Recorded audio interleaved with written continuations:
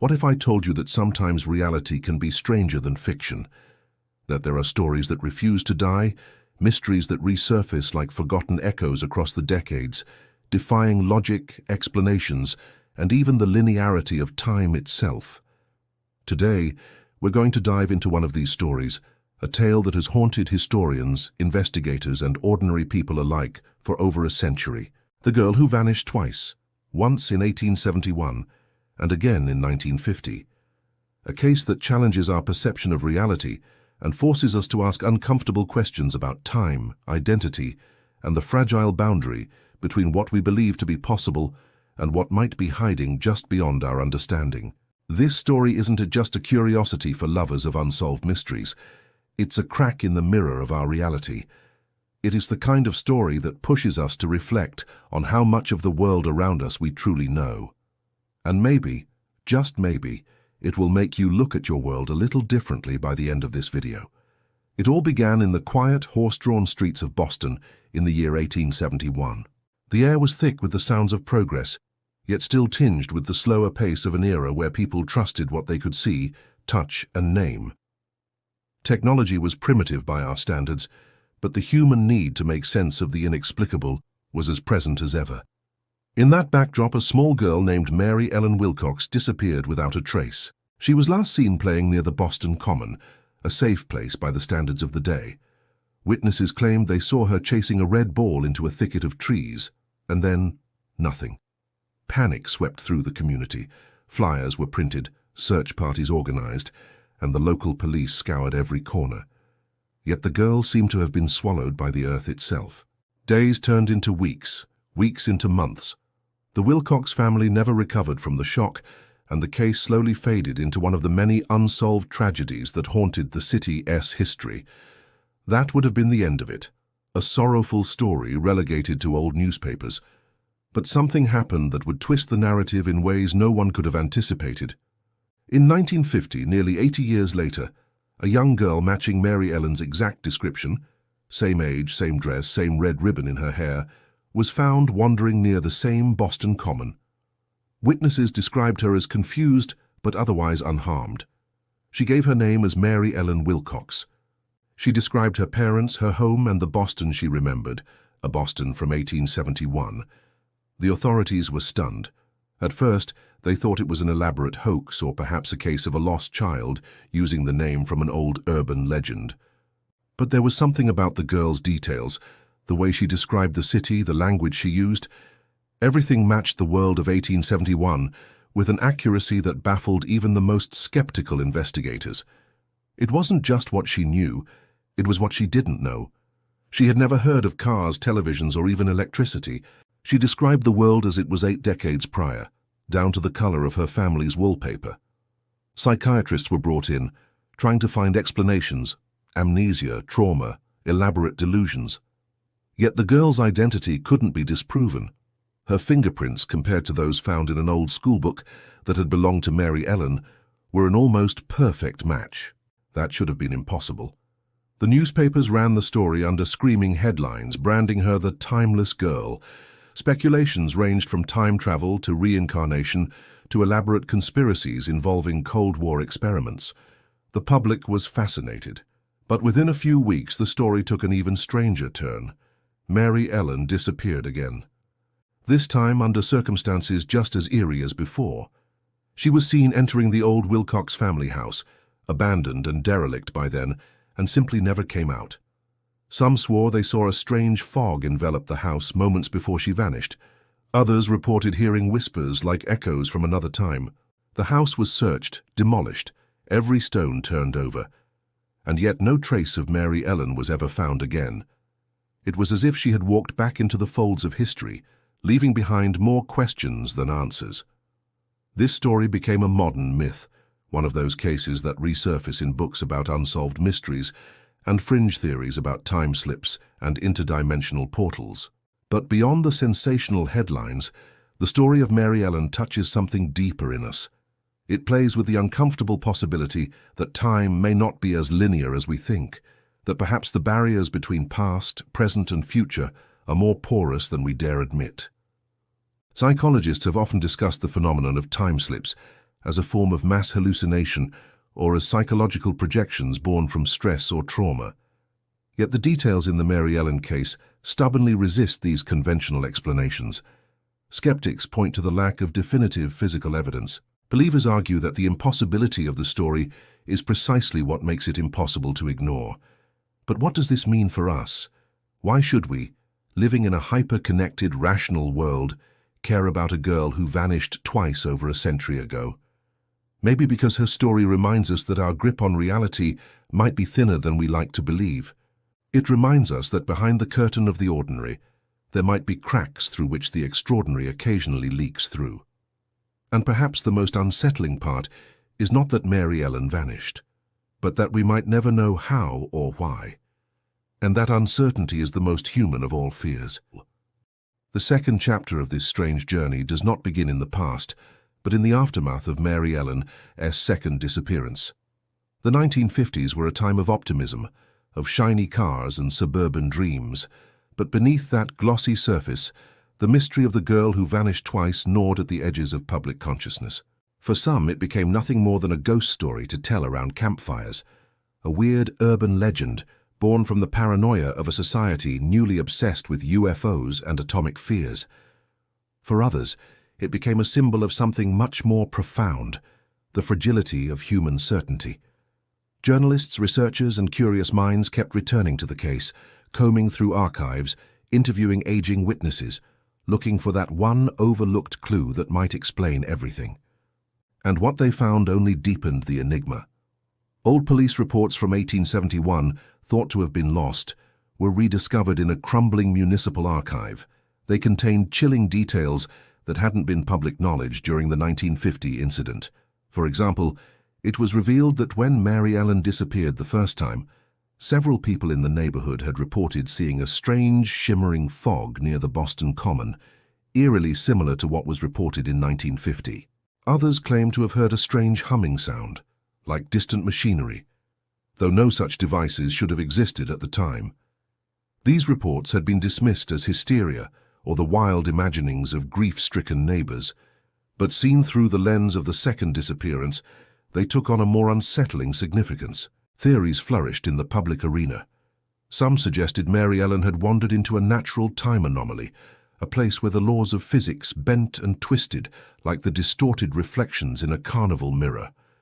Others pointed toward government experiments, secret projects designed to manipulate time and space, perhaps gone horribly wrong. And then there were those who whispered of older things, of folklore and ancient places, where the veil between worlds is thin, and where those who wander too close might find themselves slipping into realms not meant for human eyes.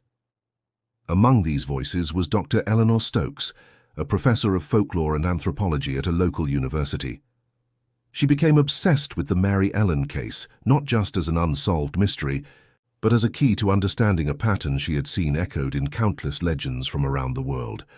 From the fairy abductions of Celtic myths to the missing time stories reported by modern UFO abductees, the theme was always the same: people taken, time distorted, memory fractured.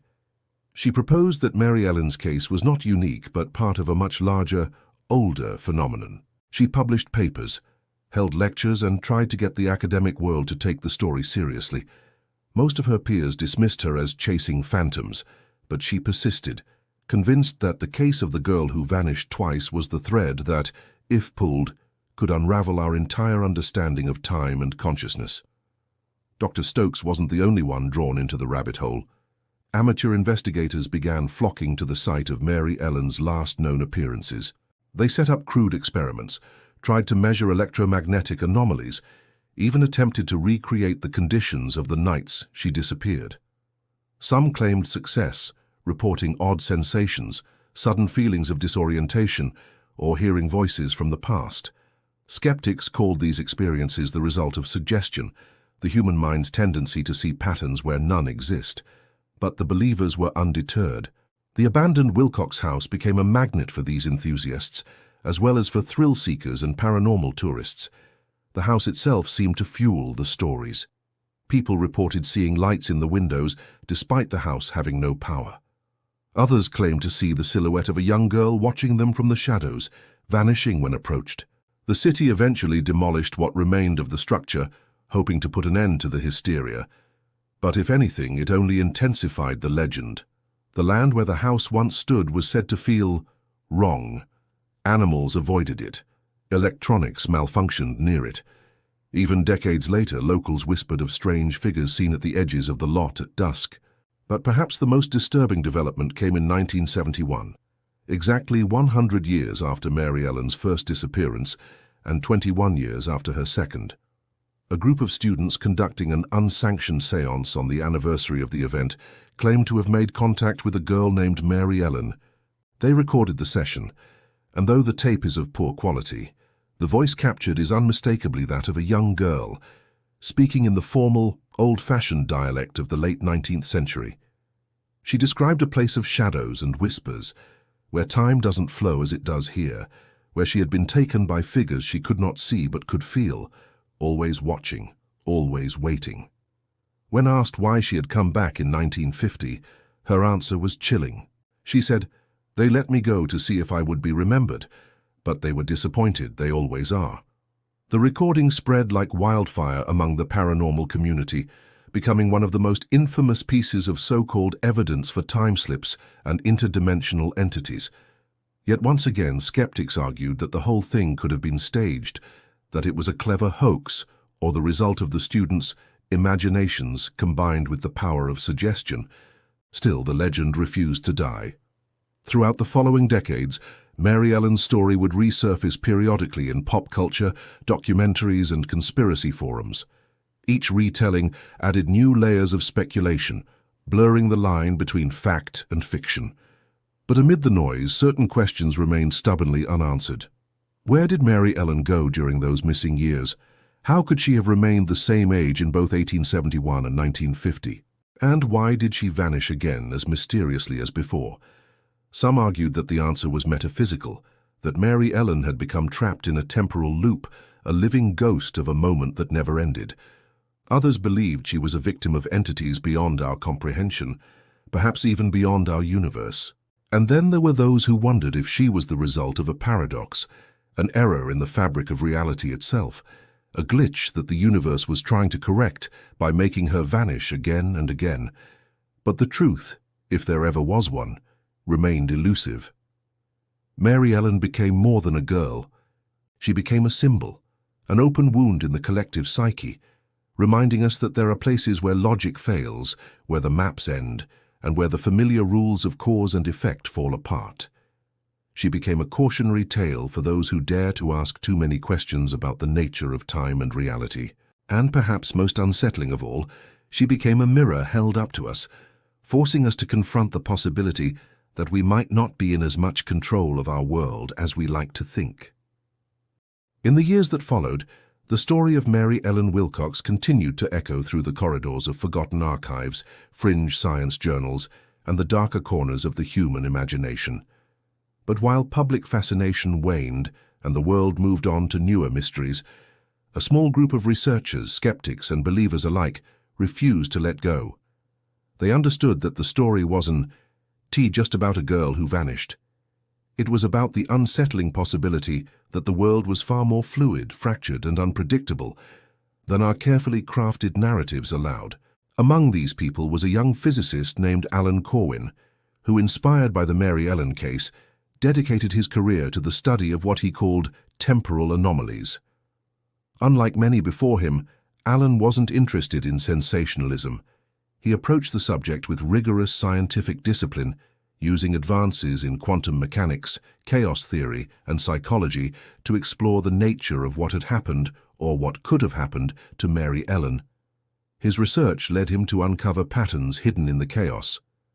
Reports of missing people under bizarre circumstances clustered not just in Boston, but in specific geographic areas around the world, often near old sites of cultural or spiritual significance, ancient stone circles, abandoned churches, ley lines, and, disturbingly often, near bodies of water.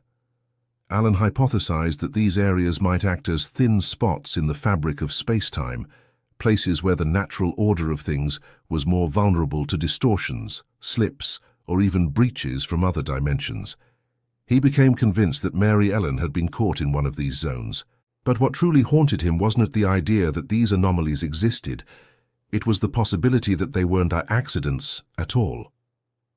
In his later papers, which never found acceptance in mainstream journals, Allen suggested that these fractures might be intentional, engineered by entities or forces with an agenda beyond human comprehension.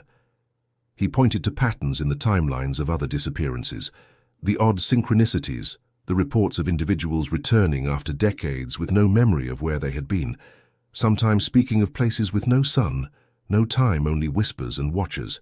Allen's theories earned him ridicule, but in private he continued his research, more determined than ever. In 1999, an event occurred that shook the remaining believers to their core. A group of tourists visiting the Boston Common on Halloween, a night steeped in folklore as a time when the veil between worlds is thinnest, reported seeing a young girl in a 19th-century dress standing near the edge of the trees. She was described as looking confused, frightened, and disoriented, just as Mary Ellen had been described in 1950. Witnesses said she spoke in a formal, old-fashioned tone, asking for her parents and not recognizing the world around her. Before anyone could approach, the girl disappeared into the same patch of trees where she had been seen all those years before. This time, however, something was different. Among the witnesses was a young boy who had taken a photo with his digital camera, a blurry, overexposed image that showed, unmistakably, the figure of a young girl in period clothing. This photograph reignited the mystery in the public sphere. News outlets ran the story with the predictable mix of fascination and skepticism. The experts were brought in to analyze the photo, but while many claimed it was a hoax, others admitted they couldn't explain the anomalies in the image. The girl's figure appeared semi-transparent, and there was an odd distortion around her that defied the logic of lens flare or digital artifacting. The event prompted renewed investigations, documentaries, and even inspired fictional retellings. But for those who had followed the story from the beginning, this third appearance felt different, like the closing of a circle rather than just another chapter. Some began to speculate that perhaps Mary Ellen's purpose, or the purpose of whatever force was using her as a conduit, was almost complete. Theories flourished in online communities, suggesting that the girl was not merely lost in time, but trapped in an endless loop, an echo from the past trying to warn the present of something we were too blind to see. In the final years of his life, Alan Corwin wrote one last paper, unpublished, where he speculated that Mary Ellen's appearances followed not just dates but patterns tied to human consciousness itself. He proposed that collective memory and belief might play a role in these anomalies, that perhaps our obsession with her story was part of what kept it alive, feeding into a cycle of manifestation and disappearance. He wrote, "We look into the abyss, and it looks back into us. Mary Ellen is not the message, she is the mirror." Whether Alan was right or not, we will probably never know. He passed away in 2004, leaving behind boxes of notes, journals, and unsettling diagrams that remain locked away in private collections. But even in his absence, the story of Mary Ellen Wilcox lingers. People still claim to see her near the Boston Common, especially on foggy evenings. Paranormal investigators still conduct midnight vigils, hoping to glimpse the girl from 1871 who refused to stay lost in time. And skeptics still dismiss it all as mass delusion, folklore for the modern age. But the truth might be something far more elusive. Perhaps Mary Ellen's story endures not because it can be explained, but because it can't. It defies closure, resists resolution, and in doing so forces us to confront the uncomfortable possibility that the universe is not a neat and tidy place governed solely by cause and effect. Maybe the real lesson isn't about where Mary Ellen went or what took her, but about the thinness of the walls that surround our fragile version of reality. Walls that might at any moment crack open to reveal the chaos beyond. As you finish this story, ask yourself, what if it wasn't just Mary Ellen? What if these thin places, these moments of fracture and distortion, are all around us? How would we know? Would we dare to look? Or would we, like so many before, turn away, comforted by the illusions of certainty and control? Because perhaps the most terrifying part of the story of the girl who vanished twice isn't it the possibility that she was taken? It's the possibility that it could happen to any of us, and that the reason she keeps returning is to remind us of the fragile, fleeting nature of the world we think we know. And so, as we reach the end of this unsettling journey, what are we left with? A simple story of a girl who disappeared? Or something deeper, something that forces us to question everything we take for granted? Stories like that of Mary Ellen Wilcox endure not because they are easy to explain, but because they remain open doors, unsolved riddles that linger in the corners of our minds long after the headlines have faded. They challenge us, provoke us, and in some ways haunt us, precisely because they expose the cracks in our carefully constructed understanding of reality. Maybe that's why we are drawn to them. Not because we expect to find neat answers, but because they remind us that there is still mystery left in the world, that despite all our science, technology, and logic, the universe remains at its core a place of wonder, strangeness, and the unknown. Perhaps that's the true legacy of Mary Ellen.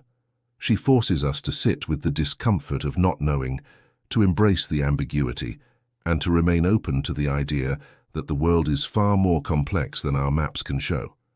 Maybe her story is not about fear, but about humility, about accepting that we are small players in a vast, intricate web of time, space, and consciousness that we have barely begun to understand. And maybe, just maybe, that's not a terrifying thought at all, but a beautiful one. Because in that vastness, in that unknown, there is still room for wonder, for exploration, and for awe. So the next time you hear a strange sound in the night, or feel a shiver down your spine as you walk past an old, forgotten place, don't rush to dismiss it. Don't explain it away too quickly. Allow yourself to feel the mystery. Allow yourself to wonder, because perhaps in that moment you are standing at the edge of one of those thin places, looking into a world that has always been there, waiting for someone brave enough to see it. And if by chance you ever find yourself walking near the Boston Common on a foggy evening and you see a young girl in an old-fashioned dress, don't be afraid. Perhaps she's not lost. Perhaps she's exactly where she's supposed to be. And maybe she's just waiting for someone willing to listen to a story that refuses to end. Thank you for joining me on this journey into the strange, the unexplained, and the deeply human desire to seek meaning in the mysteries that surround us. Until next time, keep questioning, keep wondering, and remember, sometimes the most powerful stories are the ones that never let us go.